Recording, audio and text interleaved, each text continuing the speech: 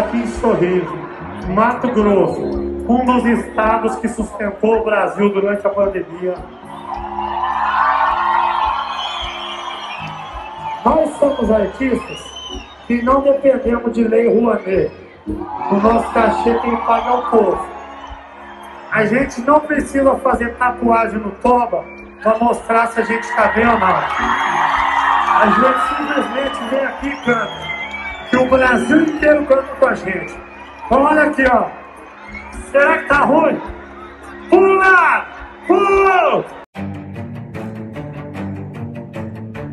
Alô, você meu amigo, você minha amiga. E aí, tudo legal? Tudo bem? Se você puder dar uma ajudada aí no nosso canal, né? Dando um gostei, não gostei, comentando, compartilhando, se inscrevendo no nosso canal, tanto no YouTube como no Facebook, onde a gente faz essa transmissão, eu agradeço.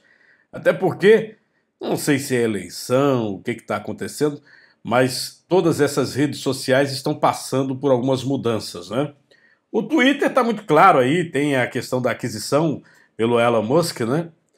Mas o YouTube, Facebook, hoje, por exemplo, até mesmo o Instagram deu uma saída do ar, o pessoal reclamando bastante, por conta de algumas modificações que a empresa Meta, né, do Zuckerberg, está realizando aí no Facebook. Agora, é evidente, né, se você der aquele gostei, se você compartilhar, fica tudo certo, fica tudo legal. Vocês viram aí essa situação que aconteceu com o cantor Zé Neto, da dupla Zé Neto Cristiano. E fez com que a classe artística entrasse num verdadeiro confronto neste último final de semana. Não que já não houvesse confronto, mas dessa vez é uma situação muito aberta e delicada. Delicada para todas as partes. E eu vou explicar para você por quê. E aí não importa se tem um candidato fulano para a presidência, se o outro tem um outro candidato, ciclano, beltrano, sei lá. Não é bem isso não, entendeu?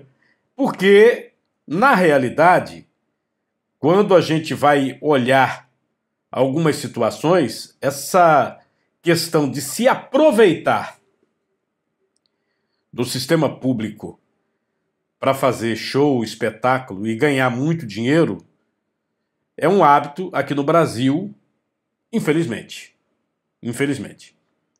Eu me lembro que eu estava, pela primeira vez que eu vi o final do ano lá em Nova York, eu perguntei sobre aquela questão da bola, não sei o quê, se os shows eram pagos pela prefeitura de Nova York ou pelo estado de Nova York, lá na Times Square. E a informação é que não, que os artistas iam de graça, né, para fazer aquele show de graça. E lembro que um grande artista brasileiro dessa área, inclusive de forró, né, para ser honesto, não ter dois pesos, duas medidas, como eu, vez por outra, tenho criticado a justiça brasileira, um grande artista foi fazer um DVD em Miami, fez lá um show e foi de graça. Então lá, quando é pago, é teatro e tal. Esses shows públicos são públicos. Os caras não podem cobrar. E a prefeitura não paga. Só se tiver um patrocínio, que aí é iniciativa privada, o dinheiro não é público. Infelizmente no Brasil se confunde o dinheiro público com o privado. Eles misturam. Eles misturam. E eu lembro sempre que dinheiro público é dinheiro do povo brasileiro. É recolhimento de imposto, tá? Então, nos últimos dias, eu tenho visto aqui shows de 200, 300, 400 e 500 mil. Aí eu marquei em algumas prefeituras aqui, até porque os contratos estão sendo feitos para São João. O mesmo artista. O mesmo artista. É 200 para uma. Aí tem variações, né? 220, não sei o quê. Tem uma até que cai menos de 200. Tem 300. E tem uma que foi a 500, que já está sob júdice, porque o Tribunal de Contas deu em cima.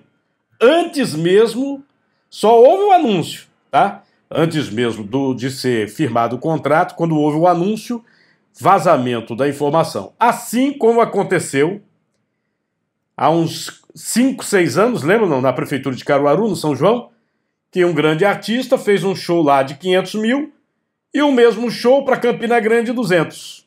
O mesmo show. E aí vários outros artistas, conjuntos, bandas entraram na Berlinda porque estavam nesse mesmo patamar. Os dois pesos e duas medidas. Por que que um show em Caruaru é mais caro, porque é uma cidade grande, e um show em outra cidade é mais barato, sendo que a duração é a mesma coisa?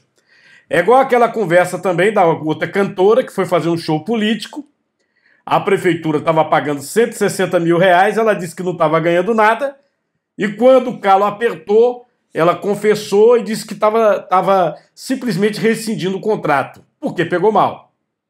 Pegou mal, né?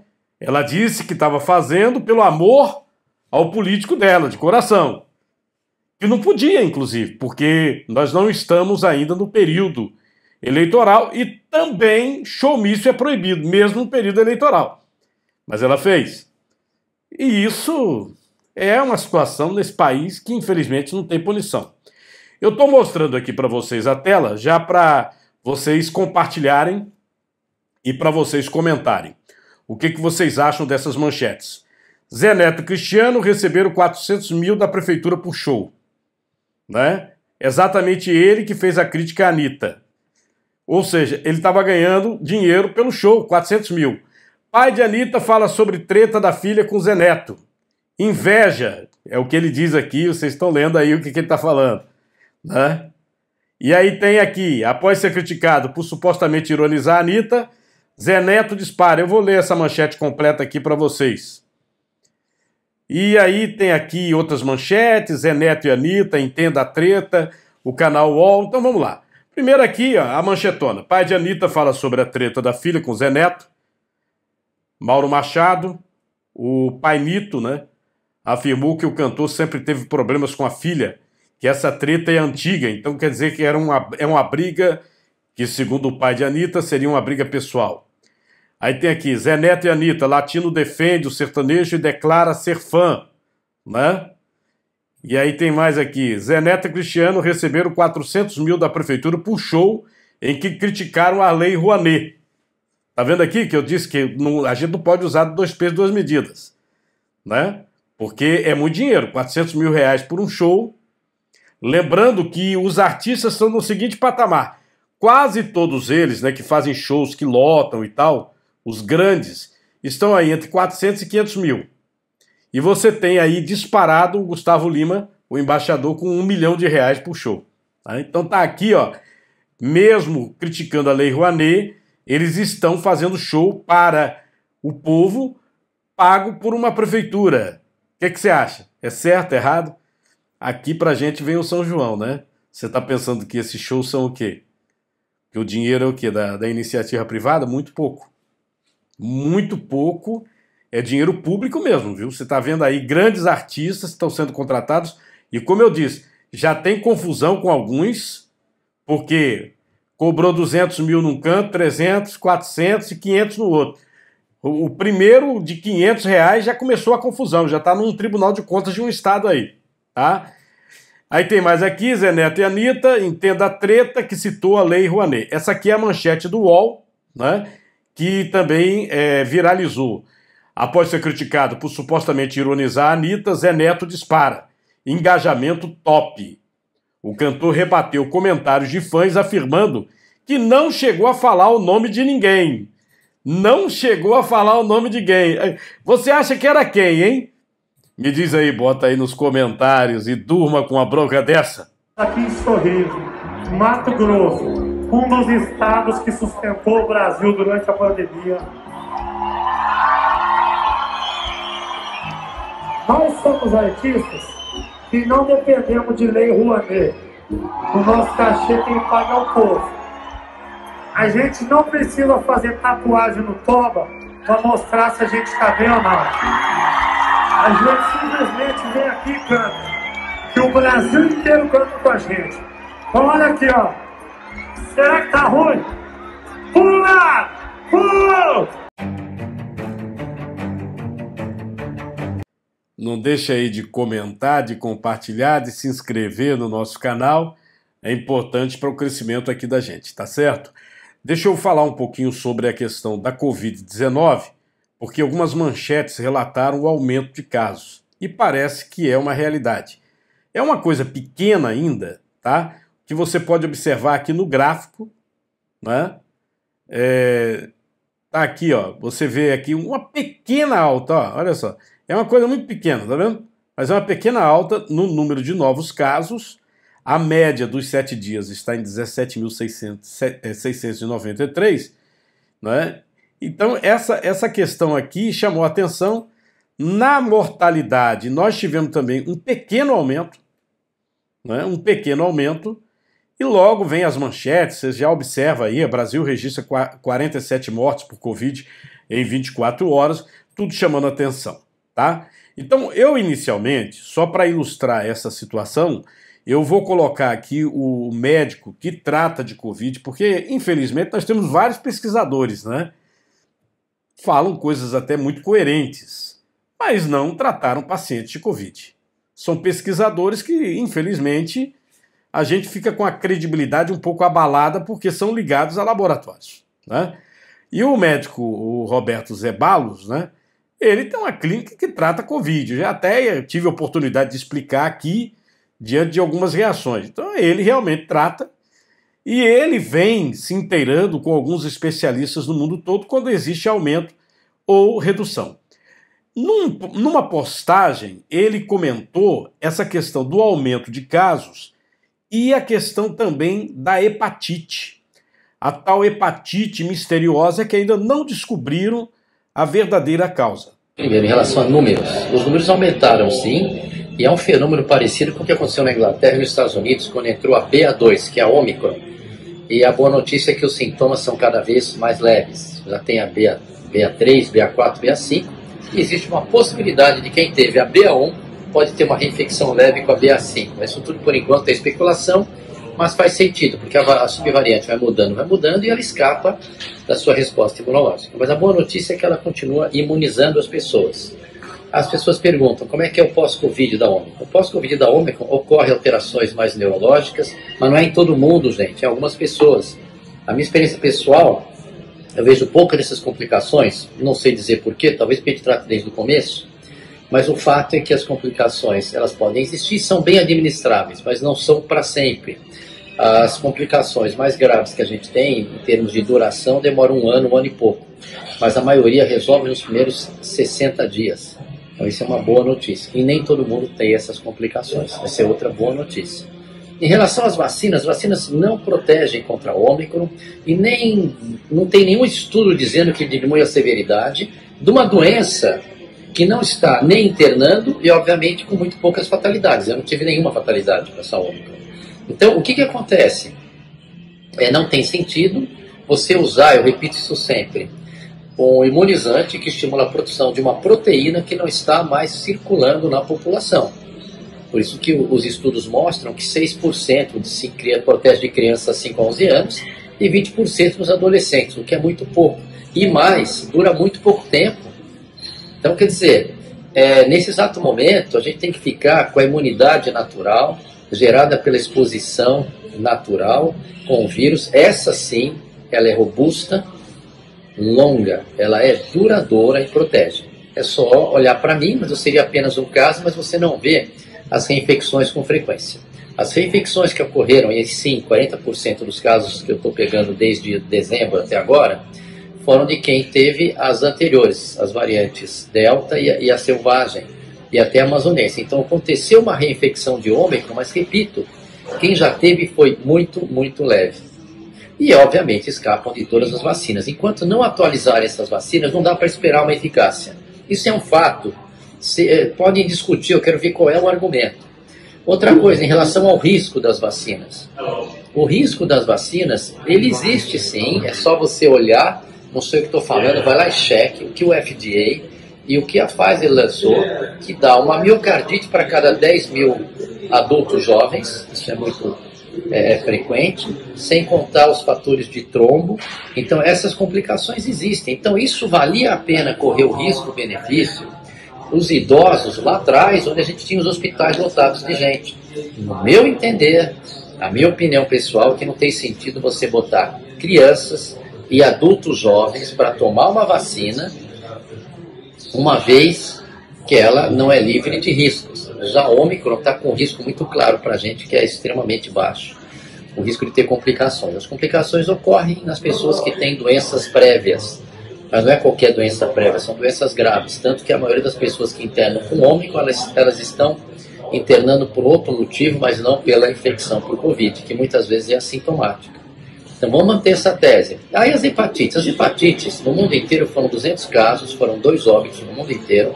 O problema é que a gente não sabe a causa, tem algumas especulações. 80% dessas hepatites encontraram adenovírus. O adenovírus, ele é um vírus conhecido, de baixa virulência, mas ele pode causar hepatite em algumas circunstâncias. Aí estão começando a especular teorias, tudo é especulação. Primeira teoria, como dá em crianças, será que foi o lockdown que evitou a imunidade inata? É um ponto de interrogação. Será que foi em função das vacinas da Janssen que usam o vetor de adenovírus? E aí ocorre uma recombinação, porque o vetor de adenovírus não replica com adenovírus pré-existente, e ocorreu uma combinação que gera essa hepatite autoimune? Especulação, não sabemos. Então, será que é o Covid? O Covid eu acho pouco provável, por uma razão muito simples. Aqui no Brasil, nós tínhamos às vezes, e no mundo, também nos Estados Unidos, às vezes a gente tinha 260 mil casos num dia. Então nós teríamos que ter muito mais hepatites complicadas pós-Covid do que apenas os 6 casos, até a última informação que eu tenho, que foram relatados. Deixa eu então dar uma viajada pelo mundo para mostrar como é que se encontra a situação atual, tá? Até porque você sabe que tem países como a Coreia do Norte que vem enfrentando problemas agora, né? Passaram tempos aí dizendo que não tinha nenhum caso, que era Covid zero, e agora tem que relatar mortes. É o caso da China. Para começo, os Estados Unidos registraram mais de 1 milhão de mortos por Covid-19. O presidente dos Estados Unidos, Joe Biden, pediu que os norte-americanos continuem vigilantes em relação à Covid, depois que o país superou a marca de 1 milhão de mortos pela doença. Os Estados Unidos detêm o recorde mundial de vítimas fatais da Covid, que já matou mais de 6 milhões de pessoas, segundo a Universidade Johns Hopkins, que monitora os casos em tempo real desde o início da pandemia. O país vem registrando há um mês um aumento diário de casos, provocados por subvariantes da Ômicron, mais transmissível que as cepas anteriores. A Coreia do Norte anunciou ter detectado um surto de casos de Covid-19 relacionados à variante Ômicron. A informação foi divulgada pelos veículos de imprensa do governo, que classificou o episódio como uma grande emergência nacional. Essa é a primeira vez que o governo de Pyongyang admite ter identificado casos da doença dentro das suas fronteiras desde o início da pandemia. Outro fato que é importante mencionar é que há países que não estão enfrentando mais problema praticamente, né? Inclusive, houve o rebaixamento de pandemia para endemia. A União Europeia determinou que os aviões, as pessoas que vão viajar, já podem viajar sem máscara. E veja você o detalhe, viajar sem máscara, a viagem completa. Porque aqui no Brasil, a Anvisa só determinou que a pessoa pode tirar a máscara no momento em que houver aquele serviço, né? O lanche. Até porque quem é que pode comer com máscara? Que é uma grande hipocrisia, né? É uma grande hipocrisia. Quer dizer, você vai comer, você tira a máscara. Todo mundo sem máscara num ambiente totalmente fechado, né? E depois bota a máscara porque tem que ficar com a máscara. É uma coisa meio hipócrita, né? Na União Europeia, teve essa determinação e a França foi mais além. A França, inclusive, abriu o uso de máscara no transporte público. França levantou a última grande medida contra a Covid-19. A partir desta segunda-feira já não é obrigatório usar máscara nos transportes públicos. A alteração é justificada pelo facto da doença ter agora menor impacto na saúde dos franceses. No aeroporto de Paris, muitos preferem manter o cuidado. Para bem dos meus familiares, da minha família, dos meus amigos, penso que o uso de uma máscara, por enquanto, ainda é necessário por razões de segurança. Há uma série de portadores assintomáticos e não sabemos quem são, por isso é melhor proteger os outros, fingindo que posso ter Covid. Hoje vou usá-la no avião. Sei que podemos deixar de a usar, mas decidi usá-la porque o vírus ainda está connosco, a epidemia ainda não acabou. E quando se vê o que está a acontecer na China é muito preocupante. Por isso, decidi manter a máscara.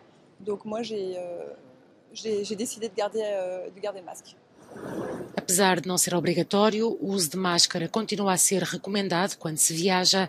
As autoridades sanitárias alertam para a revisão desta medida se a epidemia recomeçar. Nos últimos dias, França registrou cerca de 30 mil novos casos diários de Covid-19.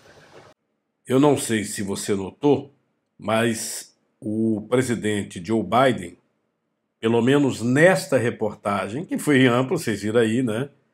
Além da questão da França, da União Europeia, mas a situação dos americanos.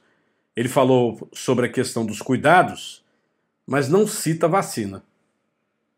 O país que tem o maior número de vacina não cita vacina. Até porque o documento do CDC americano, que é o Centro de Controle, e do FDA, analisando essa questão de vacina, bate exatamente com o que o Dr. Zeballos vem falando. Essas vacinas que estão aí, elas não contemplam as variantes. Tanto é que as pessoas voltaram a pegar, né? Eu tenho até um fato para dizer para vocês. 4 pessoas da minha família que são da área de saúde, são médicos, tá? Médicas. Receberam, por conta da condição, 4 doses de vacina. Tá? Não vou nem dizer o estado, porque senão depois eu não querer falar com essas pessoas, é chato danado. Mas essas pessoas viajaram para a capital do seu estado, viajaram, e não apenas elas, mas outras 2 voltaram com Covid, com 4 vacinas. Me explica. Explica isso para mim, né? Você vê agora a China, novo surto de Covid por causa da Ômicron. A China tem vacinas, né? Inclusive comprou vacinas da Pfizer, comprou a AstraZeneca que nós estamos fabricando aqui, e fabricou a própria vacina, né? A Sinovac, que é a Coronavac aqui, e tem uma outra militar que é muito parecida também com a Coronavac daqui. Então, vacinas a China tinha, e vacinou a população, mas está enfrentando.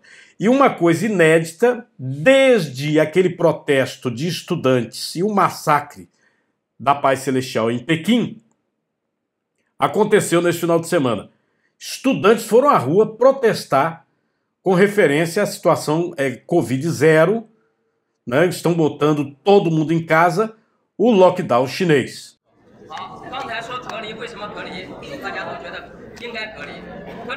Centenas de estudantes da Universidade de Pequim protestaram contra as medidas mais severas contra a Covid-19. A capital chinesa é cenário de rigorosas medidas de controle sanitário desde o início de maio, com testes de triagem quase diários e fortes incentivos ao trabalho de casa. Restaurantes e estabelecimentos comerciais não essenciais estão fechados, enquanto muitas residências foram colocadas em confinamento. Ainda que Pequim tenha registrado apenas 1.000 casos nas últimas semanas, o regime comunista continua comprometido com a política de tolerância zero contra a Covid, apresentada como sucesso diante das milhões de mortes registradas no resto do mundo. No entanto, mais de 300 estudantes confinados nos dormitórios há uma semana protestaram na noite de domingo dentro do campus de Wanliu. O estopim da manifestação foi a instalação de uma barreira que os impedia de sair dos dormitórios para pedir refeições. Autoridades universitárias prometeram permitir que os alunos fossem ao campus principal e à entrega de refeições. O descontentamento também é notável em Xangai, cidade mais populosa do país, cujos habitantes estão em quarentena desde o início de abril. Depois de superar 25.000 casos diários no mês passado, Xangai reduziu o número para menos de 1.000 nesta segunda.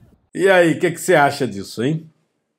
Eu tenho minha opinião formada. Tudo isso é uma política de controle, não é?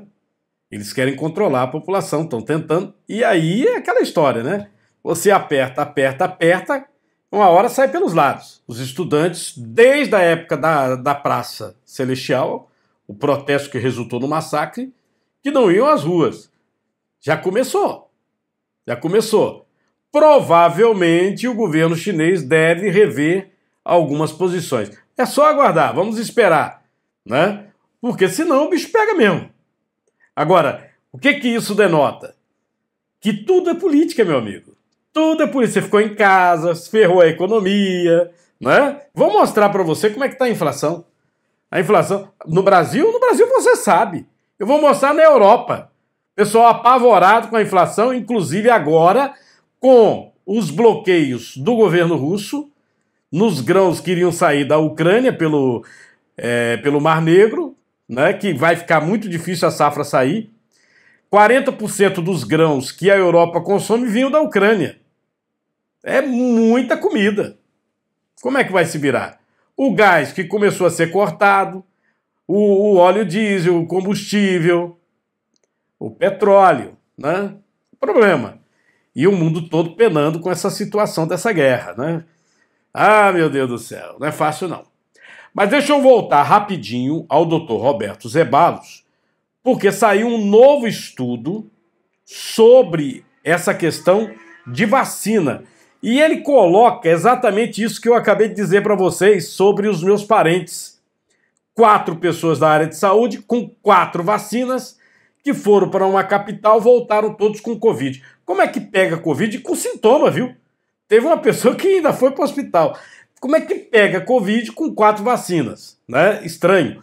Mas é isso que ele tenta explicar nesse post que ele fez na internet. Acabei de receber ontem um estudo que foi publicado no conceituadíssimo New England Journal of Medicine. Recebi do grande Caio Salvino. Ele analisou toda a metodologia e o estudo é verdadeiro, sim. O que esse estudo fala?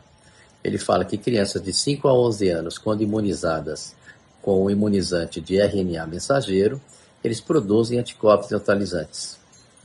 Muito justo. Isso é verdade. Só tem um detalhe. Eles testaram as proteínas que foram utilizadas, foram das variantes anteriores. Não tem nenhuma menção a Ômicron, que é o presente problema hoje, que graças a Deus não está sendo um problema tão sério, porque não está congestionando o hospital, obviamente, com menos fatalidades. Então, inclusive, já está sendo observado, inclusive na Inglaterra, um dado, no Reino Unido, um dado bem detalhado, mostrando que os sintomas são mais leves. Isso é que eu estou vendo aqui também. Então, bate com o que a gente está vendo. Então, quer dizer, se você tem um estudo que mostra a produção de anticorpos neutralizantes, muito justo. Só que são anticorpos neutralizantes totalmente inúteis, uma vez que eles não neutralizam a variante presente. Por isso que todo mundo está pegando, que tomou 2, 3, 4 doses, porque não neutraliza. Você pode produzir, mas não neutraliza. Então, quer dizer, eu estou fazendo esse alerta para as pessoas não serem confundidas com uma verdade, mas essa verdade, do ponto de vista prático, não resolve porque eles não estudaram com a variante Ômicron. Aliás, o único estudo que eu vi com a variante Ômicron nas crianças de 5 a 11 anos foi resultado muito pobre, de apenas 6% de relativa proteção, considerando o risco desconhecido desses imunizantes com essas crianças, considerando o risco baixíssimo de complicação na Covid-19 com essas crianças. Então, analisando custo-benefício, eu não vejo indicação, na minha opinião pessoal, ponderando todos esses dados, que você vacinar criança de 5 a 11 anos, assim como o Comitê Britânico não vê, assim como a Noruega, assim como a Suécia. Então, eles ponderaram isso também antes de estimular a vacinação em crianças de 5 a 11 anos. Eu vou colocar já para você parte do nosso programa hoje na TV Nova sobre a situação de um hospital que atende criança, uma vergonha, absurdo. E também o presidente do Sindicato dos Médicos, que esteve falando sobre os hospitais de Pernambuco, principalmente aqueles que são públicos, não é? Que não são OS, que não são CNPJ recebendo dinheiro do SUS. Absurda a situação. Absurda. Então, já vou colocar esse pedaço do programa. Mas como eu tinha prometido para você, né, antes, eu gostaria de mostrar o verdadeiro desespero na Europa com a situação da inflação E o novo balanço que saiu agora, demonstrando que a Europa não vai ter um crescimento econômico acima de 4%. Aliás, ultrapassa um pouquinho de 2%. O conflito na Ucrânia está a ter consequências na economia europeia. As previsões publicadas esta segunda-feira pela Comissão Europeia sugerem o abrandamento do crescimento e a subida da inflação para níveis recorde. A invasão não provocada da Ucrânia pela Rússia está a causar sofrimento e destruição incalculáveis, mas está também a pesar na recuperação económica da Europa. Mas a forte recuperação económica do ano passado terá um efeito positivo duradouro nas taxas de crescimento este ano. Mas isto não deve diminuir o impacto que a guerra está a ter nas nossas economias. As previsões de fevereiro apontavam para um crescimento de 4% na zona euro, que agora foi revista em baixa para 2,7%. A inflação, contudo, disparou de 3,5% para 6,1%.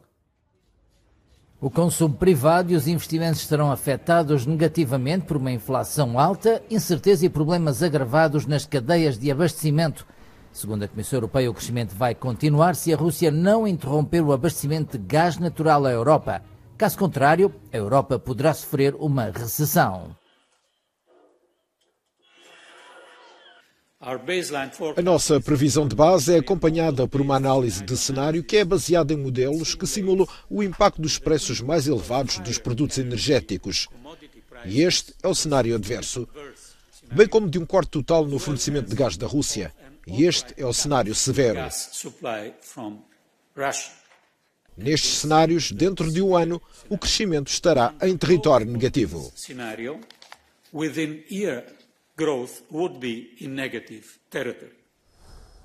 Na próxima semana, a Comissão vai propor recomendações específicas aos Estados-membros e decidir sobre o prolongamento ou não da cláusula de flexibilidade fiscal.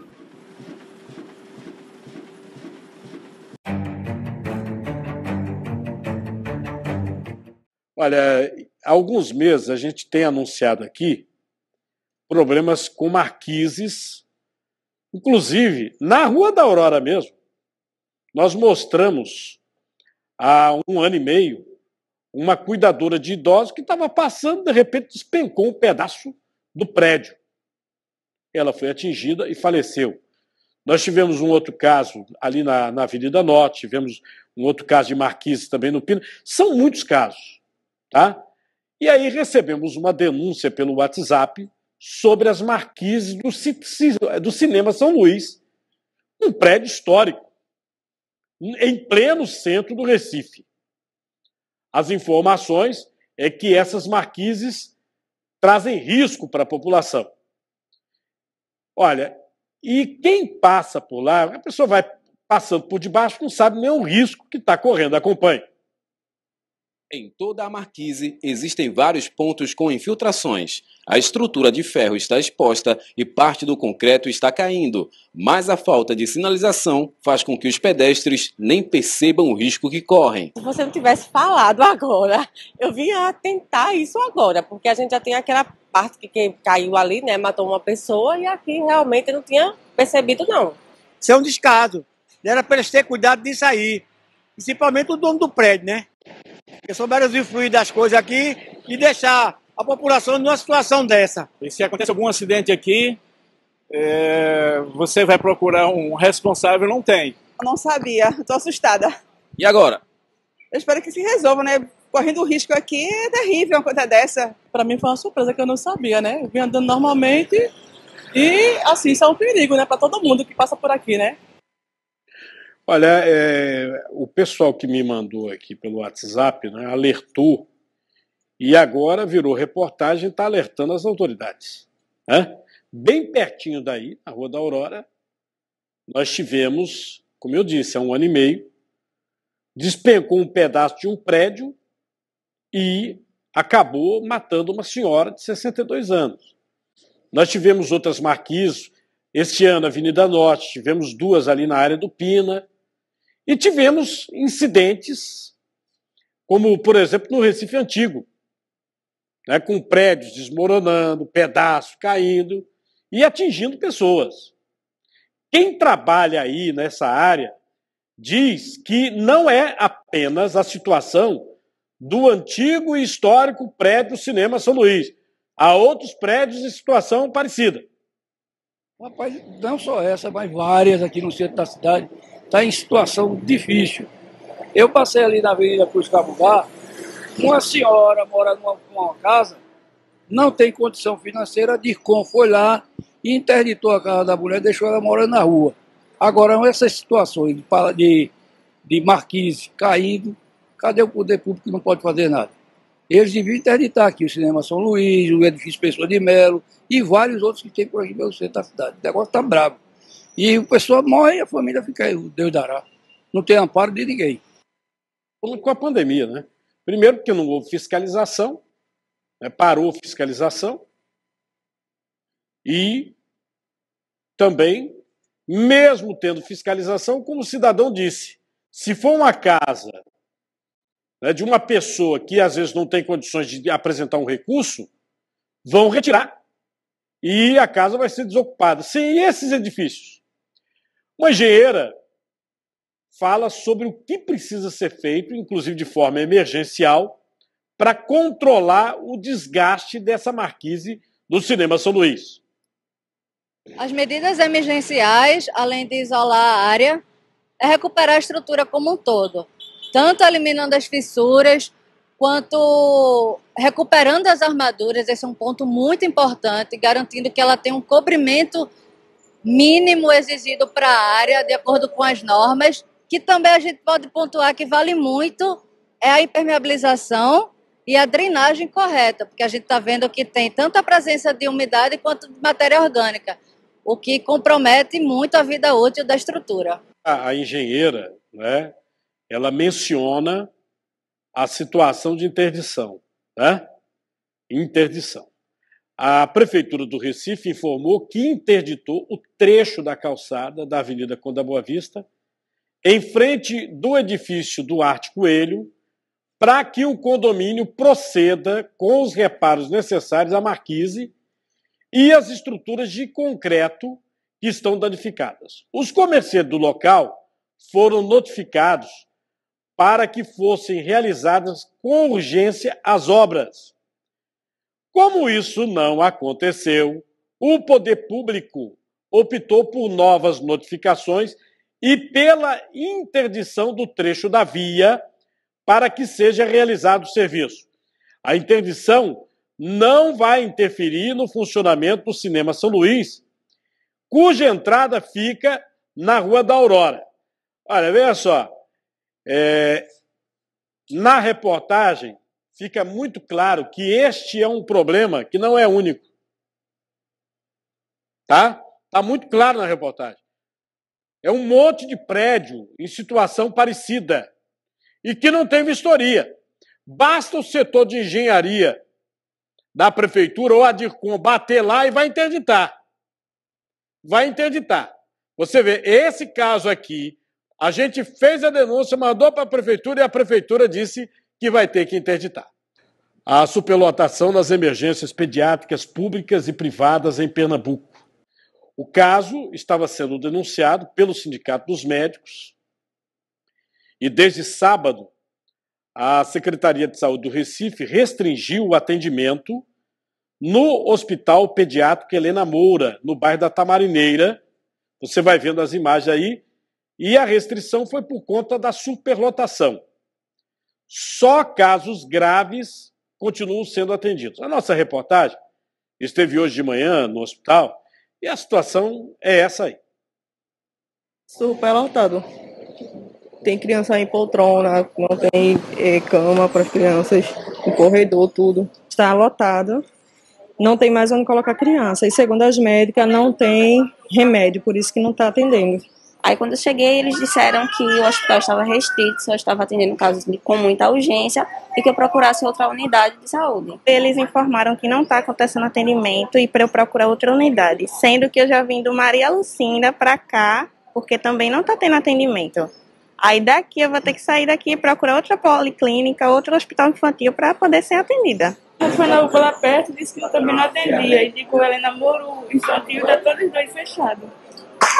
Ou seja, já é a sua terceira tentativa de um atendimento e até agora nada. Cheio de criança, não tem espaço para ninguém ali mais dentro.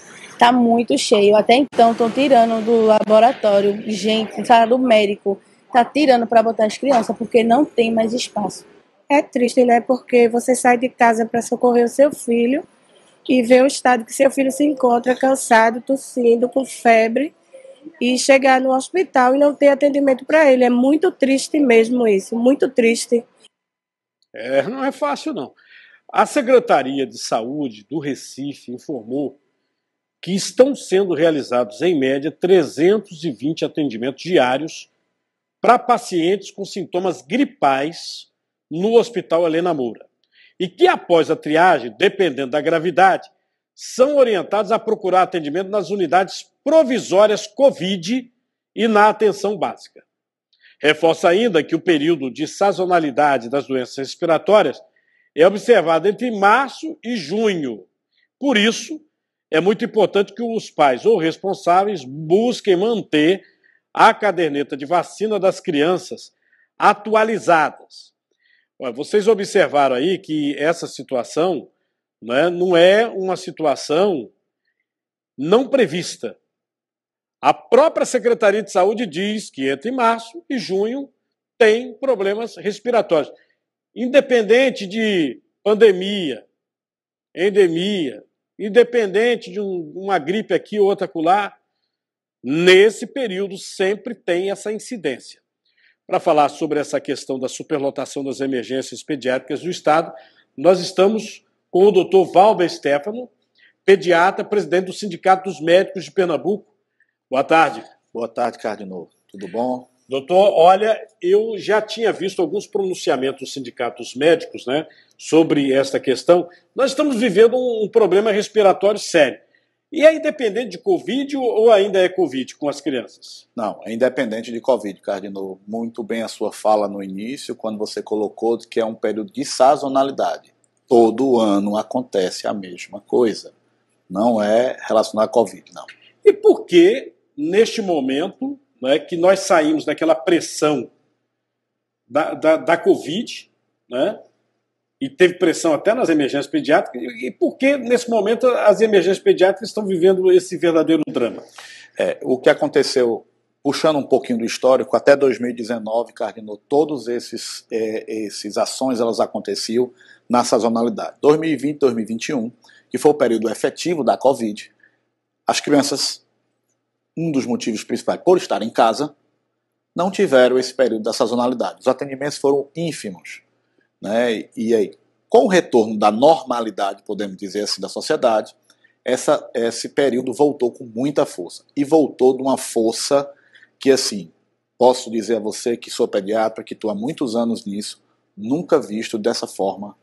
Então, não só com o número de atendimentos muito grande, mas também com o número de indicações de internamento. Então, é um problema que independe da vontade, inclusive, das áreas do governo. Porque houve um surto de problema respiratório. Isso. Independe do momento que vai acontecer, independente das medidas. Mas depende o planejamento para que situações como esses relatos que nós vimos na sua reportagem, de crianças que chegam, que não estão sendo atendidas. Tem que voltar. Tem que voltar. Isso é inadmissível, cara. Porque essas crianças que estão indo, buscando o seu atendimento, com o direito de ter o seu atendimento, elas podem agravar. E aí é onde começa o problema. UTI. UTI. Eu, inclusive, acompanhei aqui no Estado o Ministério Público da Saúde tendo que processar o Estado para garantir UTI para a criança. Exatamente. As UTIs hoje estão lotadas. Chegamos a ter no final de semana 50 crianças na lista de UTI, aguardando leitos de UTI. Realmente isso é uma coisa que é muito absurdo. Os sindicatos médicos vêm denunciando, como você colocou, colocando claramente a situação, mas o que nós entendemos é que falta planejamento. Isso é uma coisa que acontece e reitero. Todo ano. Todo ano. Quando a gente fala em planejamento é o seguinte, não, esse ano aconteceu, ano passado ocorreu, o outro. Nós tivemos um período que o Ministério Público estava batendo em cima, que não tinha sequer UTI, para garantir até UTI em hospital particular para criança, E esse ano de novo. E esse ano tem uma característica nova. Nem os hospitais particulares têm condições de absorver essa demanda, porque eles também estão absolutamente lotados. Os hospitais estão tentando abrir leitos de UTI, várias unidades privadas para tentar dar conta dessa situação. A última informação que eu tive, o senhor, por favor, se tiver um dado atualizado, falava-se em 83% de ocupação, é por aí? 83% a 90%. Nossa! 90% são a taxa de ocupação. Quando a gente fala 90% é porque a central ela calcula entre o que entra e o que sai, aí nesse intervalo fica leitos, mas não é que estão livres. São pacientes hoje que estão tendo alta e estão aguardando chegar. Então, quando vira, dá 90%. Mas eu lhe digo, sem medo de errar, 100% dos leitos estão ocupados. Olha, nós temos um problema precário, principalmente nesses hospitais que são SUS. Hospital da Restauração, Getúlio Vargas, Otávio de Freitas, Agamenon Magalhães. Por incrível que possa parecer, são hospitais que sempre tiveram um atendimento muito grande da população e que hoje estão até o prédio. O caso que aconteceu no Hospital da Restauração, que nós acompanhamos aqui, né, é uma situação impressionante. E fizeram umas imagens também do alto do hospital, parece até que está nascendo até árvore no hospital, é impressionante, né?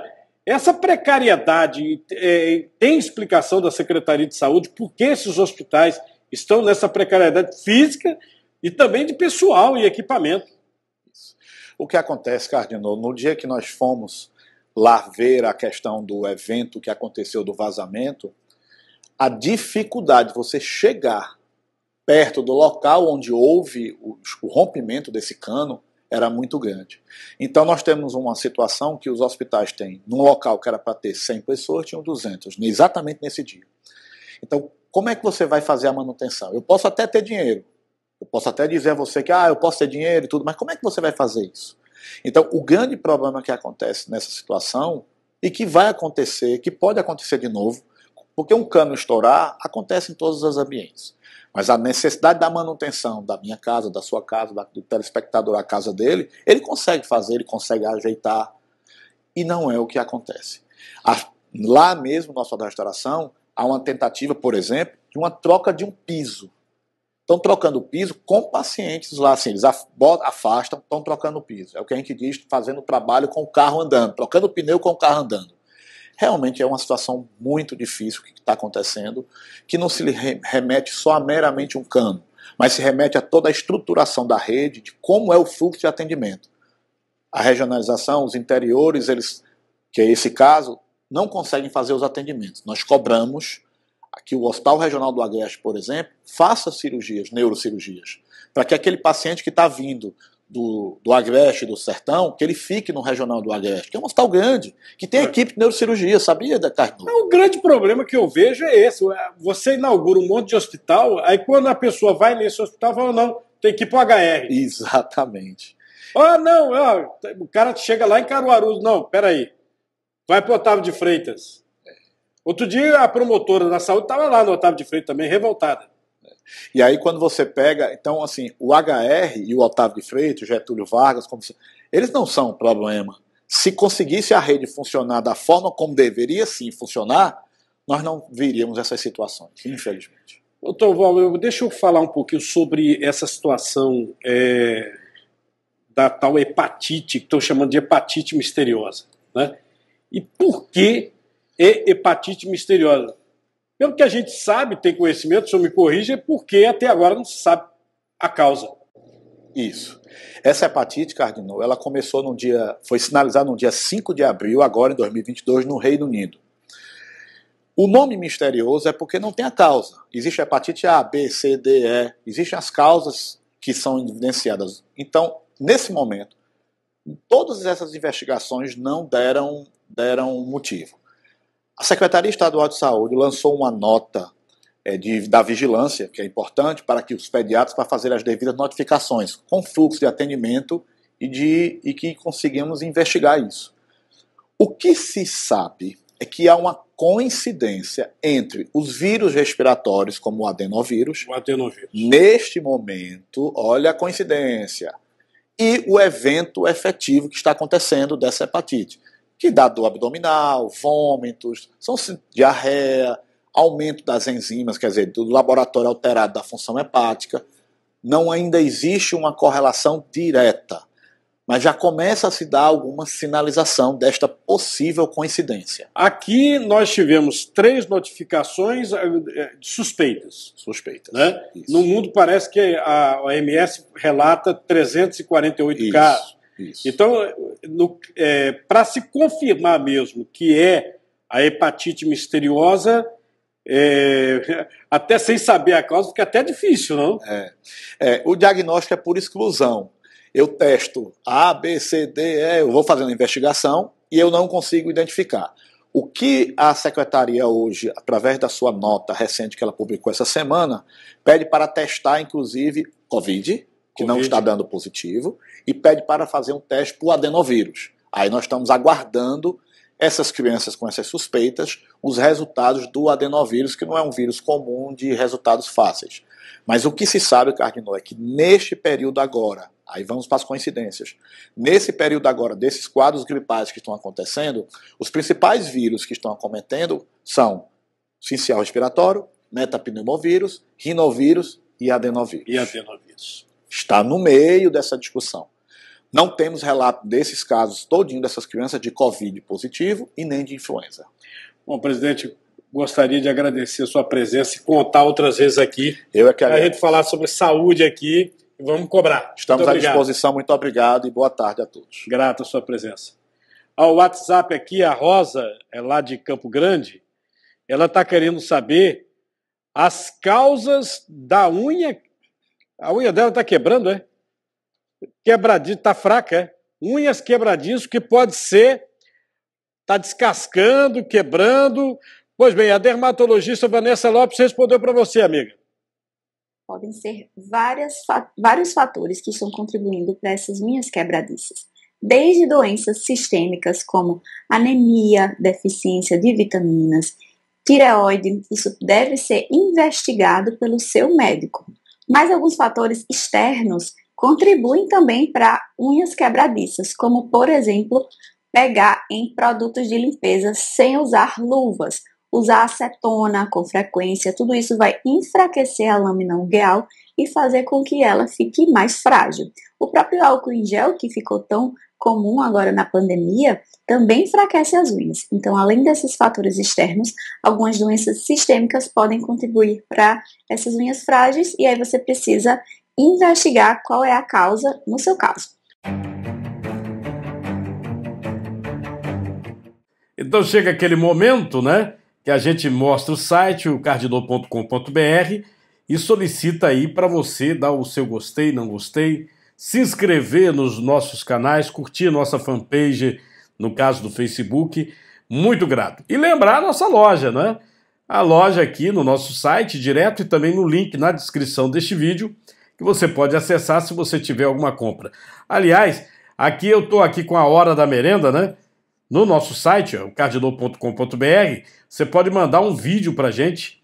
Aqui, ó, o chefe Fernandes mandou o bolo de Souza Leão, o famoso bolo de Pernambuco, né? Você pode acessar, dar uma olhadinha na receita no nosso site cardinô.com.br. Muito obrigado a todos vocês, um bom dia!